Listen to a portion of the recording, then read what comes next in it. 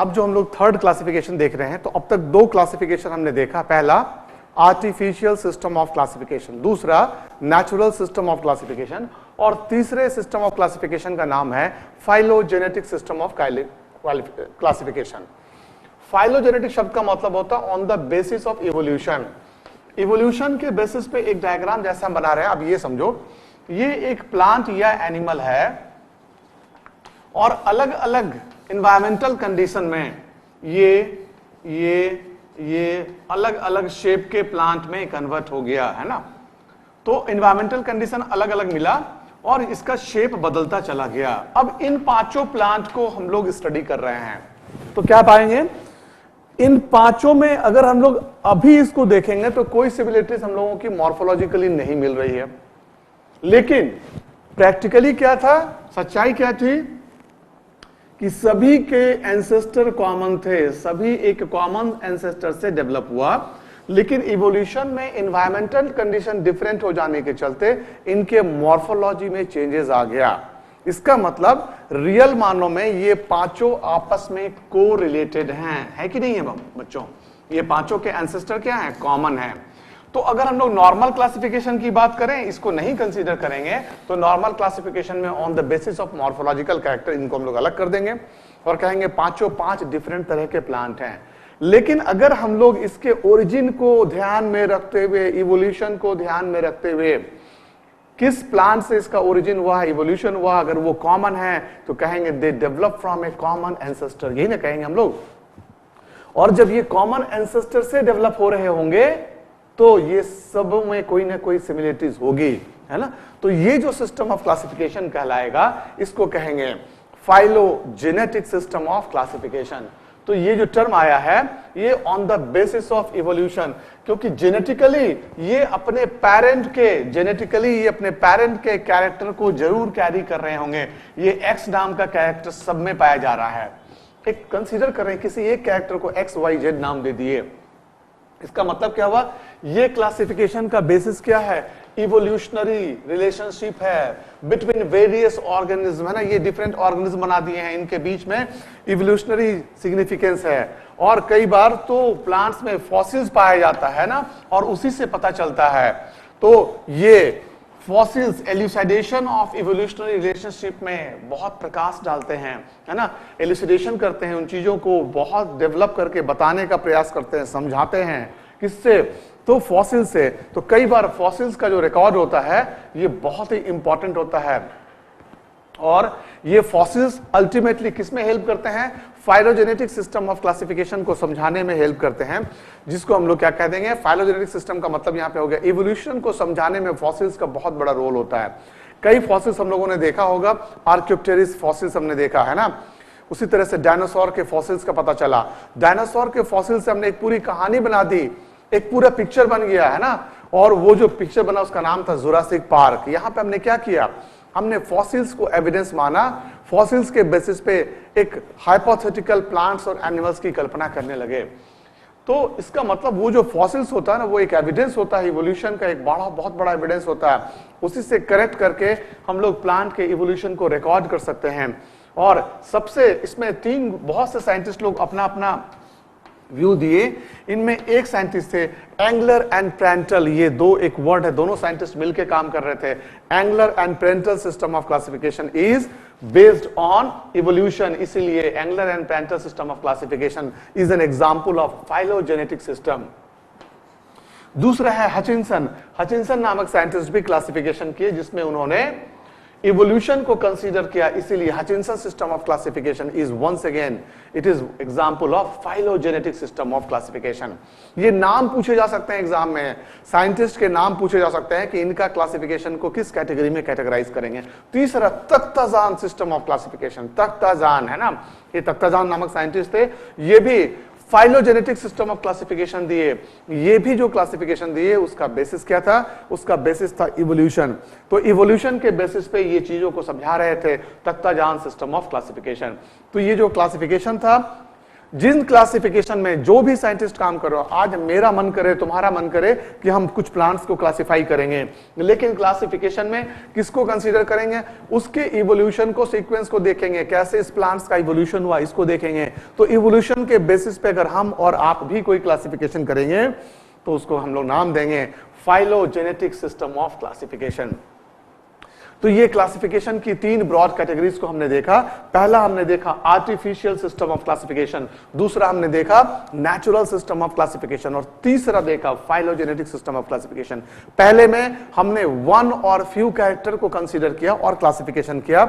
Naturally ये perfect system of classification नहीं रहा होगा, इसमें एरर आया। इससे बचने के लिए एक दूसरे सिस्टम को डेवलप किया गया जिसमें ऑल इंपॉर्टेंट कैरेक्टर को कंसीडर किया गया, और जब ऑल इंपॉर्टेंट कैरेक्टर को लेकर क्लासिफिकेशन किया गया, इसको कहा गया नेचुरल सिस्टम ऑफ क्लासिफिकेशन। और अब एक और एडवांस क्लासिफिकेशन की हम लोग बात करें, जहां पे हम लोगों ने इवोल्यूशन का सहारा लिया और इवोल्यूशन के बेसिस पे ये क्लासिफिकेशन किया गया, इसको कहा गया फाइलोजेनेटिक सिस्टम ऑफ क्लासिफिकेशन। तो इनमें कैसे क्वेश्चन आ सकते हैं? ये क्लासिफिकेशन किन पे बेस्ड है? इन क्लासिफिकेशन के बेसिस पे उन साइंटिस्ट का नाम जिन्होंने क्लासिफिकेशन दिया, तो साइंटिस्ट का नाम पूछेगा और पूछेगा इनका क्लासिफिकेशन किस कैटेगरी में आता है। तो बच्चों, एक छोटा ये चैप्टर था, यहीं से हम लोग शुरुआत करते हैं प्लांट किंगडम की। और अब हमारे पास प्लांट किंगडम में पढ़ने को है एल्गी। तो हम लोग अब शुरुआत करेंगे एल्गी से। एल्गी के बाद है ब्रायोफाइटा, ब्रायोफाइटा के बाद टेरिडोफाइटा, टेरिडोफाइटा के बाद जिम्नोस्पर्म, और उसके बाद आएगा एंजियोस्पर्म। एंजियोस्पर्म में हमें सिर्फ लाइफ साइकिल देखना है, क्योंकि एंजियोस्पर्म को मॉर्फोलॉजिकली और एनाटॉमिकली हम लोग देख चुके हैं। तो प्लांट डायवर्सिटी में, प्लांट किंगडम में एंजियोस्पर्म के सिर्फ लाइफ स्पैन को, लाइफ साइकिल को पढ़ा जाता है, अलग से पढ़ा जाता है इसको फिर अलग चैप्टर में। जैसे ही हम लोग कहते हैं एंजियोस्पर्म में मॉर्फोलॉजी, तो अब एंजियोस्पर्म के मॉर्फोलॉजी को अलग से पढ़े हम लोग, एनाटॉमी ऑफ एंजियोस्पर्म इसको अलग से पढ़े, तो सिर्फ लाइफ साइकिल पे कंसंट्रेट करते हैं। तो हम लोग अब शुरुआत कर रहे हैं प्लांट किंगडम में, एल्गी से इसकी शुरुआत होगी, और ये पहला चैप्टर होगा एल्गी। और हम आपको एक ट्रेडिशनल ढंग से बिल्कुल हटके ये पोर्शन पढ़ाने जा रहे हैं, एल्गी, है ना।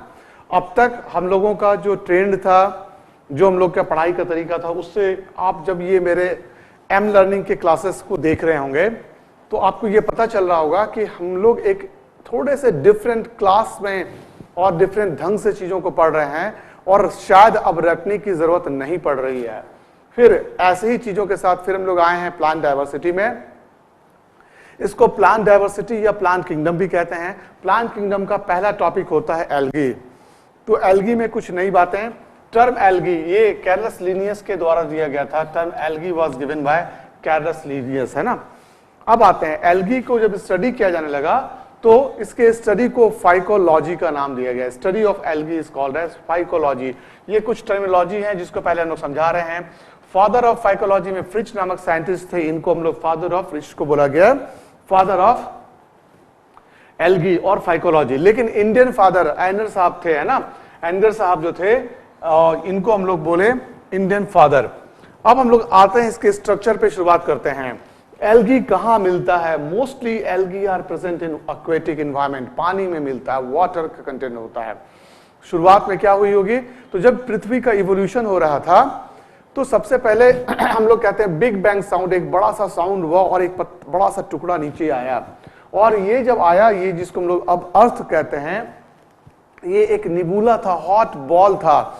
धीरे धीरे इसमें वाटर का जो कंटेंट था वो बॉइलिंग वाटर था, धीरे धीरे ये कूल होना शुरू हुआ, और कई सौ सालों के बाद जब ये कूल हुआ तो पानी में सबसे पहले इवोल्यूशन हुआ एल्गी का। तो हम लोग क्या बोलते हैं? Mostly they are aquatic. और जब हम लोग वाटर की बात करने लगे तो कहने लगे there are two type of water, दो तरह का पानी होगा। एक को कहेंगे फ्रेश वाटर, दूसरे को कहेंगे मेराइन वाटर। फ्रेश वाटर में सॉल्ट का कंटेंट कम होता है, मेराइन वाटर में, समुद्र के पानी में, वाटर में मिनरल्स का और हम लोग कहते हैं सॉल्ट का कंसंट्रेशन ज्यादा हो जाता है।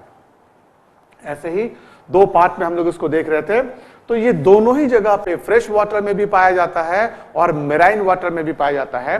तो जब हम लोग अभी एल्गी का क्लासिफिकेशन कहेंगे तो हम लोग ब्रॉडली इसको तीन कैटेगरी में डिवाइड करेंगे। Chlorophyceae green algae, Phaeophyceae brown algae and Rhodophyceae red algae.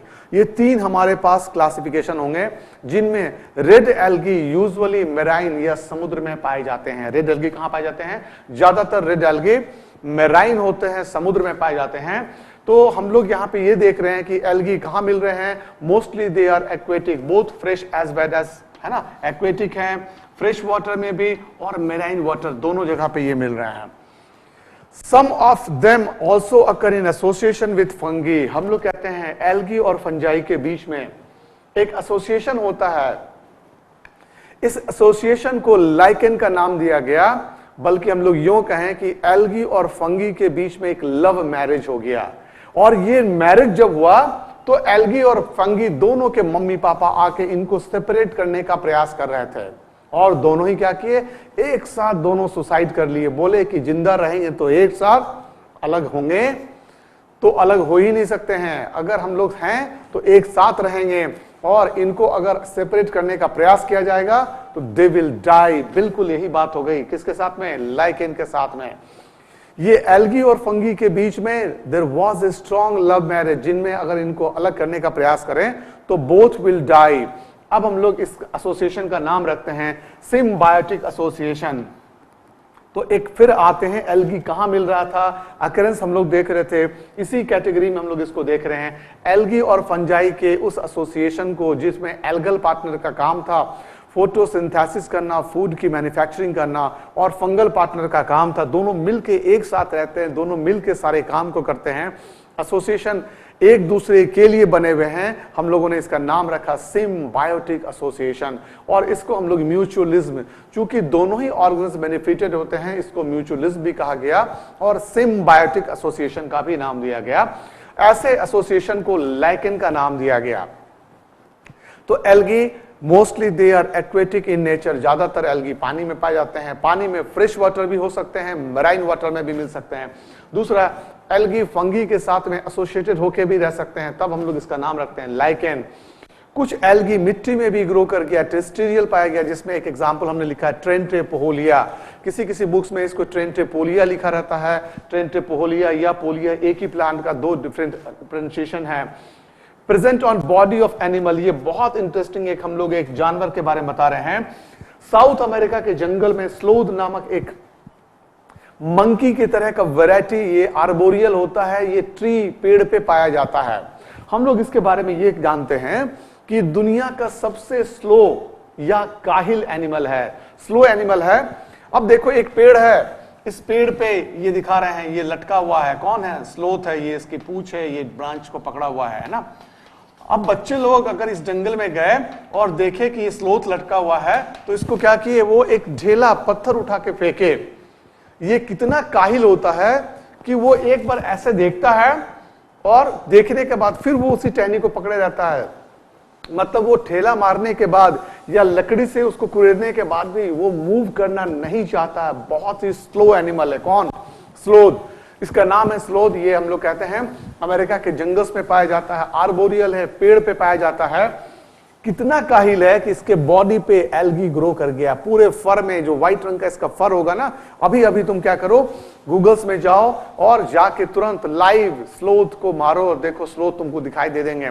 और ये जो स्लोथ के फर होंगे ना, इसमें देखना ग्रीन कलर के एल्गी डेवलप कर गए हैं। तो एल्गी स्लोथ के बॉडी में भी पाया जाता है, मतलब they are present on the body of the animal. ये हम लोग कुछ स्ट्रक्चर के साथ साथ इसके रहने की जगह देख रहे थे, अकरेंस देख रहे थे। अब हम लोग इसके स्ट्रक्चर की बात करना शुरू करेंगे। एल्गी कैसा होगा, तो एल्गी छोटा होगा, यूनिसेलुलर, एक सेल का बना होगा। एक एग्जांपल हमने दिखाया क्लेमाइडोमोनास, ये एग्जांपल है। दूसरा दिखा रहे हैं, ये कॉलोनी में मिलेंगे और मोटाइल और नॉन मोटाइल दोनों हो सकते हैं। दूसरा एग्जांपल है वॉलवॉक्स का। जितने एग्जांपल है ना एनसीईआरटी में, जितने एग्जांपल तुम्हारे फोटोग्राफ में हैं, एनसीईआरटी के फोटोग्राफ भी बहुत इंपॉर्टेंट है बच्चों। कभी भी किसी भी फोटोग्राफ को हम लोग स्कैन करके वो मेडिकल के एग्जाम में क्वेश्चन आ सकते हैं। तो एनसीईआरटी बेस्ड एक एक फोटोग्राफ को आप पूरी तरह से डील करना है, पूरी तरह से उसको समझना है, एक एक लाइंस को समझना है।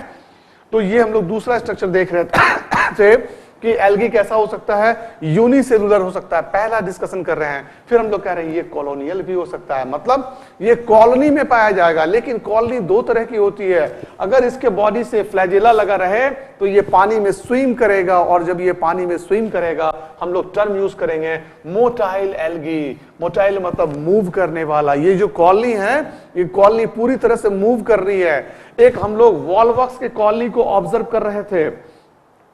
इस वॉलवॉक्स के कॉलोनी में छोटा छोटा डॉटर कॉलोनी भी दिखाई दे रहा है, मतलब ये डॉटर है, ये पेरेंट्स हैं, और ये सब एक साथ मूव कर रहे हैं। क्योंकि ये कॉलोनी में है इसीलिए ये सब एक साथ मूव कर रहे हैं। तो ये वॉलवॉक्स का हम लोग दिखा रहे हैं, मोटाइल कॉलोनी को ऑब्जर्व कर रहे हैं। इसके अलावा हम लोग फिर देख रहे हैं दे मे बी फिलामेंटस। जैसे ही हम लोग फिलामेंटस की बात करते हैं, हमारे पास दो कॉमन एल्गी एग्जाम्पल के रूप में आ गए। एक का नाम है स्पाइरोगायरा, है ना, इसका नाम है स्पाइरोगायरा, और दूसरे एल्गी का नाम है यूनोथेरिक्स। दोनों ही फिलामेंटस फॉर्म है ना। फिलामेंटस फॉर्म को हम समझाने की कोशिश कर रहे हैं। फिलामेंट हम लोग कहते थे लैंप, लैंप में एक हम लोग कपड़े का एक फिलामेंट हुआ करता था, है ना, वो थोड़ा चौड़ा होता था और लंबा होता था। तो ये जो लैंप में फिलामेंट यूज किया जाता था, ये फिलामेंट शब्द आया उसकी प्रॉपर्टी से कि ये लंबा होना चाहिए और पतला और चिपटा होना चाहिए, ऐसे स्ट्रक्चर को फिलामेंट कहा गया। तो ये फिलामेंटस स्ट्रक्चर है स्पाइरोगायरा। इसको ये जो हम लोग एल्गी देख रहे हैं ना, बेसिकली ये ग्रीन एल्गी है। क्योंकि एल्गी को हम लोग तीन कैटेगरी में डिवाइड करेंगे, एक ग्रीन एल्गी, एक ब्राउन एल्गी, है ना, और तीसरा रेड एल्गी। तो ये ग्रीन एल्गी है, मतलब इसमें क्लोरोफिल का कंटेंट, अभी हम लोग क्लोरोफिल के बारे में आएंगे, स्ट्रक्चर के बारे में आएंगे, तब इसके डिटेल्स को समझाएंगे।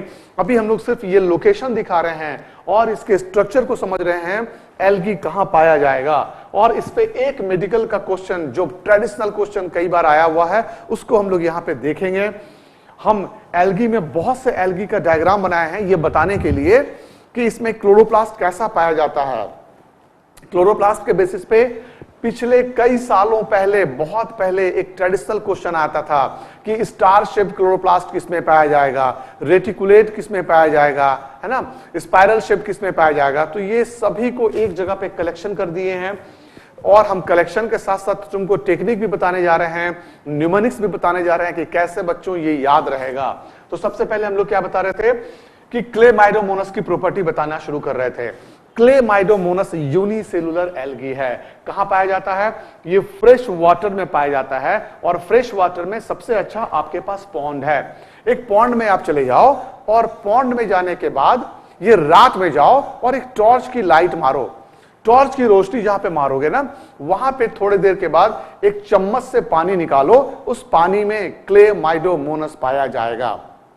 वह ये कि जब हम टॉर्च की लाइट मारे ना, तो ये लाइट को सेंस करने के लिए इसमें एक फोटो रिसेप्टर ऑर्गन है जिसको आई स्पॉट कहते हैं। जो ही हम पॉन्ड में लाइट मारे, टॉर्च जलाए, वो जहां भी था वो उसको सेंस करके स्विम करते हुए उस लाइट के डायरेक्शन पे आ गया। और अब हम इसको चम्मच से कुछ से जब पानी निकाले, इसमें क्लेमाइडोमोनास यूनिसेलुलर माइक्रोस्कोपिक आ गया। ये एक सेल का बना हुआ एल्गी है, माइक्रोस्कोपिक है, हम लोग इसको माइक्रोस्कोप में ऑब्जर्व कर रहे हैं। अब हम आते हैं, इसमें कप शेप्ड क्लोरोप्लास्ट होता है। ये ट्रेडिशनल क्वेश्चन है, ये क्वेश्चन बहुत बार आया। इसके बॉडी में एक बड़ा पार्ट कप शेप्ड होता है। कप शेप्ड मतलब कप के आकार का क्लोरोप्लास्ट पाया जाता है, और इसके अंदर हम लोग दिखा रहे हैं फूड स्टोरिंग टिश्यू है, जिसका नाम है पायरेनॉइड। ये फूड स्टोर करके जो प्रोडक्ट बना हुआ है उसको कहते हैं पायरेनॉइड। ये इसका एंटीरियर पोर्शन है, जो नुकीला पोर्शन है वो एंटीरियर पोर्शन है। नुकीले पोर्शन पे दो फ्लैजेला निकले हुए हैं। दोनों फ्लैजेला को अगर हम मेजर करें तो ये दोनों इक्वल लेंथ के होते हैं। हम लोग यहां पे टर्म यूज कर सकते हैं आइसोकॉन्ट, मतलब ऑफ इक्वल लेंथ। फ्लैजेला कितने होंगे, एक तो फ्लैजेला होंगे एंटीरियर पोर्शन पे। नंबर ऑफ फ्लैजेला, क्लोरोफाइसी का ये कैरेक्टर होता है कि नंबर ऑफ फ्लैजेला इसमें दो, or in multiple of two, either they are two or in multiple of two. Here we are getting two flagella and they are of equal length. The term is isocont. Iso means equal, cont is length. चूंकि दोनों flagella equal length के होंगे, ये term हमने use किया आइसोकॉन्ड। तो Chlamydomonas की property हम लोग डिस्कस कर रहे थे। क्लेमाइडोमोनास ये दिखा रहे हैं एक सिंगल सेल का बना हुआ एल्गी था। इसके बॉडी में एक बड़ा सा कप के आकार का क्लोरोप्लास्ट पाया गया। एंटीरियर पोर्शंस पे 2 फ्लैजेला पाए गए। जिस जगह से फ्लैजेला ग्रो कर रहा था इसको बेसल ग्रेन्यूल कहा गया। ये 2 छोटे छोटे डॉट्स दिखा रहे हैं। बॉडी में लैटरली आई स्पॉट पाया जाता है जो लाइट को सेंस करने के लिए बना है। और बॉडी, चूंकि ये प्लांट है, सेल वॉल का बना होगा। सेल वॉल केमिकली सेलुलोज का बना पाया जाता है। ये फ्लैजेला का हम लोग नंबर डिस्कशन कर रहे थे, 2 और मोर फ्लैजेला, लेकिन क्लेमाइडोमोनास में यूजुअली 2 फ्लैजेला ही दिखते हैं। देयर आर 2 फ्लैजेला, है ना। दोनों का लेंथ बिल्कुल इक्वल हुआ, हम लोगों ने टर्म यूज किया आइसोकॉन्ट, है ना। और फिर हमने कहा कि इसके बॉडी में कप शेप्ड क्लोरोप्लास्ट का मिलना। ये क्वेश्चन बहुत बार मेडिकल में आया है। Cup shaped chloroplast is present इन, तुम्हारा ऑप्शन क्या हो जाएगा? It is present in Chlamydomonas. अब हम लोग इसके आगे बढ़ते हैं। दूसरे ग्रुप में हम लोग आ गए और ये था कॉलोनियल फॉर्म। जब हम लोग कॉलोनी की बात करते हैं तो 2 तरह की कॉलोनी हो सकती है। यूनिसेलुलर एल्गी एक जगह पे अगर इकट्ठा हो जाए और पूरा एक साथ स्विम करे, तब हम लोग इसको कहेंगे ये कॉलोनी का फॉर्मेशन कर चुका है। कॉलोनी के फॉर्मेशन में सिंगुलर बहुत से देख रहे हैं, छोटे छोटे बहुत से यूनिसेलुलर एल्गी का एक जगह पे इकट्ठा होना कॉलोनी कहलाता है। अगर इनके मेंबर्स में फ्लैजेला पाया जाता होगा तब हम लोग इसको कहेंगे मोटाइल कॉलोनी, और अगर नहीं पाया जाएगा तो कहेंगे नॉन मोटाइल कॉलोनी। तो ये हमारे पास एग्जाम्पल है। Volvox is an example of motile colony. Volvox आपके एनसीईआरटी में दिया हुआ होगा, डायग्राम बना हुआ होगा। ये मोटाइल कॉलोनी का एग्जाम्पल है, जिसमें छोटे छोटे कुछ डॉटर कॉलोनी भी दिखा रहे हैं हम लोग। यहाँ पे जो वॉल्वेक्स का साइज होगा वो मदर के रेस्पेक्ट में, इनके रेस्पेक्ट में और छोटा होगा, इसलिए इसको हम लोग डॉटर कॉलोनी का नाम दिए। अब हम लोग तीसरा देख रहे थे कि एल्गी आर फिलामेंटस। जैसे ही हम लोग फिलामेंट्स की बात किए, हमारे पास तीसरा एग्जाम्पल है स्पाइरोगायरा और चौथा एग्जाम्पल है यूलोथेरिक्स, है ना। ये हमने बनाया यूलोथेरिक्स। अब हम लोग इस दोनों के कैरेक्टर को देखना शुरू कर रहे हैं। स्पाइरोगायरा पानी में मिलने वाला फ्री फ्लोटिंग एल्गी है ना। कैसा? ये फ्रीली पानी में फ्लोट करता रहता है। जैसे ही आप पानी में, अगर गंदे पानी में हाथ डालोगे ना, जहां पे ग्रीन कलर का ये फ्लोट कर रहा होगा, आपकी उंगली में ये पतले पतले, हम कह सकते हैं फाइबर के समान, सूते के समान स्ट्रक्चर आके चिपक जाएगा। यही है स्पाइरोगायरा। इसको पॉन्ड सिल्क के नाम से भी जानते हैं। इसको हम लोग किस नाम से जानते हैं? पॉन्ड में मिलने वाला, सिल्की इन नेचर होता है, सिल्क के समान, धागे के समान ये स्ट्रक्चर होता है, इसीलिए इसको पॉन्ड सिल्क कहा गया। इसके बॉडी में बाहर की तरफ सेल वॉल दिखा रहे हैं, ये सेल वॉल है ना। और इंपॉर्टेंट कैरेक्टर जो इसका होता है, इसके बॉडी के अंदर स्पाइरल शेप्ड क्लोरोप्लास्ट दिखा रहे हैं। ये क्लोरोप्लास्ट है जो स्पाइरली शेप्ड है। स्पाइरल शेप्ड क्लोरोप्लास्ट का मिलना स्पाइरोगायरा का कैरेक्टर होता है, और इसका नाम भी स्पाइरोगायरा इसीलिए पड़ा। स्पाइरल शेप्ड क्लोरोप्लास्ट के मिलने के चलते इसका नाम दिया गया है स्पाइरोगायरा। अब हम लोग एक बहुत इंपॉर्टेंट पॉइंट को डिस्कशन कर रहे हैं। यहां भी हमने कहा कि क्लोरोप्लास्ट के अंदर फूड रिजर्व है जिसका नाम है पायरेनॉइड, और यहां भी बहुत से छोटे छोटे पायरेनॉइड्स को दिखा रहे हैं। ये फूड रिजर्व है। जब हम लोग पायरेनॉइड्स को दिखाते हैं तो एक एग्जाम में क्वेश्चन आया था, एक पायरेनॉइड्स बना दिया गया और ये पोर्शन और इस पोर्शन का पार्ट पूछा गया। ये एक पायरेनॉइड है, मतलब फूड रिजर्व है। इसमें आउटर पोर्शन क्या है और इनर पोर्शन, सेंट्रल पोर्शन क्या है। तो बच्चों ये याद रखना है, बाहर की तरफ जो पोर्शन है ये प्रोटीन है, और अंदर की तरफ जो बीच में पोर्शन है वो नहीं, बिल्कुल उल्टा। बाहर की तरफ जो पोर्शन है वो स्टार्च है, और बीच वाला जो पोर्शन है ये प्रोटीन है। ऐसा ही उल्टा पुल्टा क्वेश्चन रहता है। क्वेश्चन आएगा पायरेनॉइड में, outside is protein, outside is starch. अब ये तुमको याद रखना है। कैसे याद रखेंगे इसको? बहुत अच्छे से एक छोटे से कहानी से याद रखते हैं। हमने क्या कहा? पायरेनॉइड इज ए फूड रिजर्व। ये फूड रिजर्व है। अब अपने घर के फूड रिजर्व के बारे में सोचो। हम लोग चावल और दाल खा रहे हैं, चावल के बीच में गड्ढा करते हैं और दाल डाल देते हैं। चावल के बीच में गड्ढा करके दाल डालते हैं ना, चावल क्या है? ये हमारा फूड रिजर्व है। चावल क्या है? स्टार्च है। कहां है? चारों तरफ है। और बीच में क्या डाले हैं? दाल। दाल क्या है? प्रोटीन है। तो ये चावल और दाल क्या था? स्टार्च एंड प्रोटीन थे। बिल्कुल तुमको याद हो गया पैरानॉइड का कैरेक्टर। ये मेडिकल के एग्जाम में आया हुआ है, कोई कंफ्यूजन नहीं। जैसे ही पैरानॉइड देखेंगे तुरंत रिकॉल करेंगे, चावल के अंदर बीच में दाल, meaning by starch is surrounding the protein. और इसका ऑप्शन हो सकता है कि protein is surrounded by starch is pyrenoid. Pyrenoid है क्या? दूसरी बात भी जान चुके हैं, ये फूड रिजर्व है। कहां पे पाया जाएगा? ये क्लोरोप्लास्ट में पाया जाएगा, क्योंकि क्लोरोप्लास्ट की प्रॉपर्टी होती है ये सिंथेसिस ऑफ फूड करता है, फूड बनाने में, फूड के मैन्युफैक्चरिंग में इसका रोल होता है। तो ये दूसरा एग्जाम्पल हम लोग देखे। स्पायरोगैरा को डिस्कशन कर रहे थे। Spirogyra freely floating filamentous algae है, पानी में फ्रीली फ्लोट कर रहा है, फिलामेंट फॉर्म में है, स्पाइरल शेप्ड क्लोरोप्लास्ट है और पूरे क्लोरोप्लास्ट में जगह जगह पे पैरानॉइड्स पाया जा रहा है। फोर्थ इंपॉर्टेंट कैरेक्टर पे आते हैं, यूलोथेरिक्स। तो यहां पे अब तक दो तरह का क्लोरोप्लास्ट हम लोग डिस्कस कर चुके हैं। एक cup shaped chloroplast is present in, option होगा आपका क्लेमाइडोमोनास। दूसरा है spiral shaped chloroplast is present इन, आपका ऑप्शन क्या हो जाएगा? स्पायरोगैरा। तीसरा एक फिलामेंटस एल्गी, फिर देख रहे हैं इस फिलामेंटस एल्गी का नाम है यूलोथेरिक्स, है ना। यूलोथेरिक्स की बात जैसे ही हम लोग करते हैं, ये फिलामेंटस तो है लेकिन ये सॉइल को होल्ड किया हुआ है या किसी पत्थर को होल्ड कर लिया है। चूंकि ये होल्ड कर लिया है इसलिए इस ऑर्गन का नाम रखा गया है होल्ड फास्ट। ये रूट की तरह है, किसी पत्थर को या पत्ते को पकड़ लिया है और अब ये पानी में सिर्फ ऊपर का पोर्शन फ्लोट कर रहा है, नीचे बेसल पोर्शन इसका जुड़ा हुआ है। चूंकि ये फास्ट रनिंग वाटर में अपने को होल्ड करने में हेल्प करता है, इसीलिए इस ऑर्गन का नाम रखते हैं होल्ड फास्ट। क्या नाम रखते हैं इसका हम लोग? Hold fast. ये भी फिलामेंटस एल्गी है और एक एक सेल्स में साइड से क्लोरोप्लास्ट लगा हुआ है और ये जो क्लोरोप्लास्ट का स्ट्रक्चर दिख रहा है इसको कहते हैं गर्डल शेप्ड क्लोरोप्लास्ट या बैंड शेप्ड क्लोरोप्लास्ट।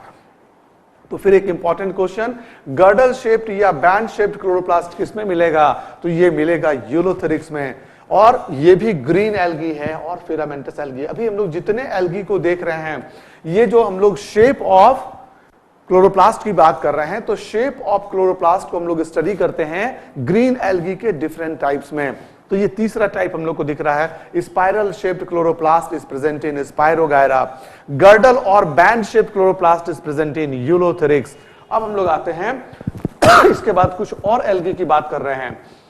जालीनुमा रेटिकुलेट क्लोरोप्लास्ट है ना, ये दिखा रहे हैं। रेटिकुलेट मतलब होता है जालीनुमा क्लोरोप्लास्ट। इसका एग्जांपल है हाइड्रोडिक्टियन। एक डायग्राम बनाए हैं, हाइड्रोडिक्टियन एल्गी है। अब ये भी आपको याद करने की जरूरत नहीं है, इसका एग्जांपल बहुत अपने आप में। रेटिकुलेट मतलब जाली, मतलब छन्नी, चाय की छन्नी के बारे में सोचिए, इसमें लिक्विड को ही छाना जा सकता है ना, पानी, हाइड्रो। तो नाम क्या हो गया? हाइड्रो मतलब होता है वाटर, है ना। तो जैसे ही आपको हाइड्रोडिक्टियन दिखाई दे, समझ जाना ये पानी से रिलेटेड जो वर्ड होगा वो होगा रेटिकुलेट, जालीनुमा। तो reticulate chloroplast is present in hydrodictyon. ये टेक्निक बता रहे हैं बच्चों कैसे ये नाम याद रहेगा। तो रेटिकुलेट क्लोरोप्लास्ट कहां मिला? हाइड्रोडिक्टियन में मिला। अब हम लोग एक और एग्जांपल दिखा रहे हैं, plate like chloroplast is present in chaetophora. एक ग्रीन एल्गी है कीटोफोरा, इसमें प्लेट के समान स्ट्रक्चर दिखा रहे हैं, है ना।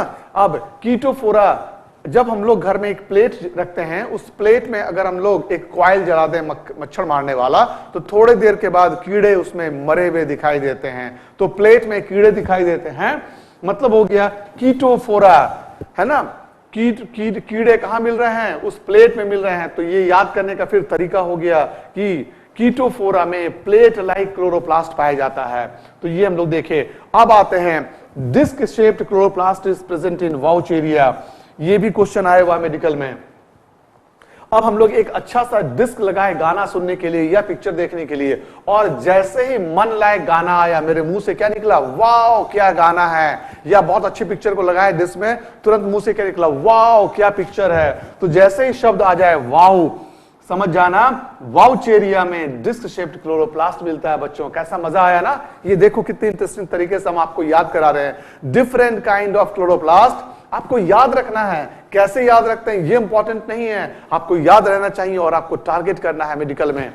तो ये मेडिकल में टारगेट करने के लिए हमने छोटी छोटी चीजों को याद करने का बहुत सा तरीका बताया।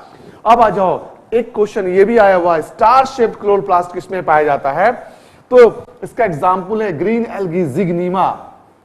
जिग्नीमा है ना, क्या नाम है इस एल्गी का? जिग्नीमा। अब देखो स्टार जिग-जैग चलता और बुझता रहता है। दूर से जब एक स्टार को देखते हैं तो बोलते हैं जिग-जैग कर रहा है। तो जिग्नीमा में स्टार शेप्ड क्लोरोप्लास्ट पाया जाता है। तो बच्चों हमसे अच्छा तुमको याद हो चुका होगा। अब एक बार फिर से रिकॉल करो, क्या क्या हमने सीखा। सबसे पहले कप शेप्ड क्लोरोप्लास्ट किसमें पाया जाएगा? क्या आंसर दोगे? Cup shaped chloroplast is present in chlamydomonas, है ना। दूसरा हमने क्या कहा? रेटिकुलेट क्लोरोप्लास्ट की बात की। अचानक हम पूछ बैठेंगे रेटिकुलेट जाली नुमा, जाली की बात कहां पे करेंगे? जाली लगा के मछली पकड़ेंगे, चाय की छन्नी से चाय छानेंगे, पानी से रिलेटेड बातों में जाली की बात करेंगे। हाइड्रोडिक्टियन शब्द आ गया, तो ये दूसरा शब्द हो गया hydrodictyon. Reticulate type of chloroplast is present. तीसरा हम लोग कह रहे हैं spiral shaped. Spiral shape chloroplast कहां मिल रहा है? तो जब स्पाइरल शेप क्लोरोप्लास्ट की बात करेंगे तो हम लोग कहेंगे ये स्पाइरोगायरा में पाया जाता है। इसका नाम ही है स्पाइरोगायरा, क्योंकि इसमें स्पाइरल शेप क्लोरोप्लास्ट पाया जाता था। फिर हमने कहा गर्डल या बैंड, ये जो हाथ में बैंड पहनते हैं ना, बैंड के समान या गर्डल के समान क्लोरोप्लास्ट कहां पाया जाएगा? तो इट इज यूलोथोरिक्स। यूलोथोरिक्स में बैंड के समान क्लोरोप्लास्ट पाया जाएगा या गर्डल के समान क्लोरोप्लास्ट पाया जाएगा। और इसमें निचले पोर्शन को हम लोग होल्ड फास्ट कहते हैं, जो रनिंग वाटर में इसको होल्ड करने में मदद करता है, हेल्प करता है। प्लेट लाइक क्लोरोप्लास्ट कहां मिला? हमने क्या कहा? एक प्लेट में कॉइल जला दिए हैं, मच्छर गिर के मर रहे हैं, है ना। तो प्लेट में कीड़े गिर रहे हैं। कीटोफोरेल्स में प्लेट लाइक, ये याद करने का तरीका बच्चों न्यूमेरिक्स है। तो ये क्या कहा हमने कि कीटोफोरा में प्लेट लाइक क्लोरोप्लास्ट मिल रहा है। और डिस्क शेप्ड क्लोरोप्लास्ट कहां मिला? हमने कहा एक डिस्क लगाया, बहुत अच्छा गाना था, बहुत अच्छा पिक्चर था। ये गाना सुनते ही मन में पहला जो वर्जन था, वाओ क्या गाना है, पिक्चर देखे वाओ क्या पिक्चर है, वाओ शब्द से पता चल गया डिस्क शेप्ड क्लोरोप्लास्ट पाया जाएगा। वाउचेरिया में डिस्क शेप्ड क्लोरोप्लास्ट पाया जाएगा। और देखते हैं स्टार शेप्ड क्लोरोप्लास्ट जिग्नीमा, जिग-जैग कर रहा है। दूर में स्टार दिख रहा है, जलता बुझता, हम लोग कहेंगे जिग-जैग कर रहा है। तो star shaped chloroplast is present इन जिग्नीमा। तो ये हमने पहले पॉइंट को डिस्कशन किया कि ये कैसा होगा। ये सारा देखा हमने ग्रीन एल्गी का टाइप, जिनमें यूनिसेलुलर हो सकता है, कॉलोनियल हो सकता है, फिलामेंटस हो सकता है। लेकिन a few of marine form, जो समुद्री फॉर्म के होते हैं ना, ये बहुत बड़े बड़े, कितने तो कहते हैं 100 to 110 मीटर्स लंबे हो सकते हैं। 100 to 110 मीटर्स लंबे पानी में फ्लोट करते हुए एल्गी पाए जाते हैं। ये बहुत मैसिव, बहुत बड़े होते हैं, इनको केल्प कहा जाता है। तो ऐसा algae basically brown algae and red algae है ना। तो ये समुद्र में पाए जाने वाले ब्राउन और रेड एल्गी बहुत बड़े बड़े हो सकते हैं। और तब हम लोग कहते हैं their size, body size is massive. तो ये हम लोग आएंगे। अभी हम लोग पहले एक पॉइंट को डिस्कशन किए हैं। ये फर्स्ट पॉइंट था, ये पहला पॉइंट था कि ये कैसा होगा और कहां पाया जाएगा। और दूसरा पॉइंट देखे स्ट्रक्चर, तो अकरेंस देखे कहां पाया जाएगा, और दूसरा स्ट्रक्चर देखे कि कैसा होगा। अब हम लोग एल्गी के थर्ड पॉइंट पे आ रहे हैं, और अब हम लोग फिर से पहले बोर्ड वर्क कर लेते हैं, फिर इसको हम लोग समझा रहे हैं।